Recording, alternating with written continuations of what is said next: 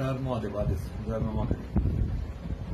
138 দিনের জন্য শনি বক্র হয়েছে এবং বক্রগত গতি প্রাপ্তি হওয়ার জন্য বৃষ রাশি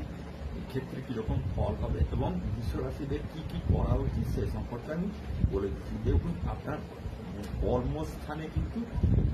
শনি বক্র হচ্ছে এবং শনি হচ্ছে আপনার রাশি সাপেক্ষে যোগকারক গ্রহ, আর শনি ওপরে মঙ্গলের দৃষ্টি পড়ে আছে।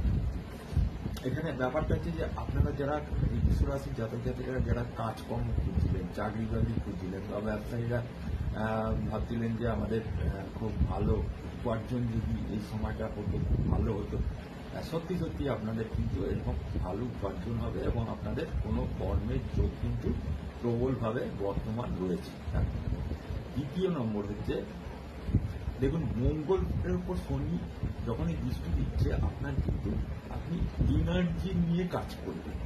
কিন্তু যেহেতু শনি বিলেকারক প্ল্যানেট, আপনি সেই কাজ করতে করতে করতে করতে আপনি এমন একটা আপনার লেথার্জি এসে যাবে যে আপনি একদম সেখান থেকে ছুটি নিয়ে অন্যদিকে চলে যাবেন, মানে রেস্টের দিকে চলে যাবেন। দেখুন, এই রেস্টের দিকে কখনো কিন্তু আসার চেষ্টা করবেন না। হ্যাঁ, এটা ঠিক যে এই বছরে, মানে এই বছর বলতে এই ট্রানজিটের ফলে আপনার কি হবে,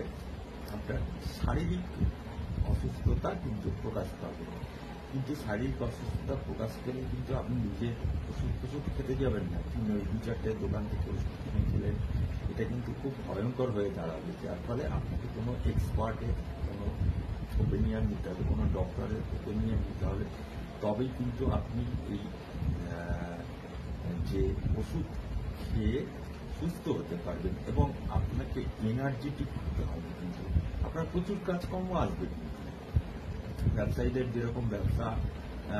প্রফিট আসবে, এমন যারা কাজকর্ম করেন, চাকরি করেন বর্তমান অবস্থায়, বা যারা চাকরি খুঁজছেন বর্তমান অবস্থায়, যারা চাকরি করেন তাদের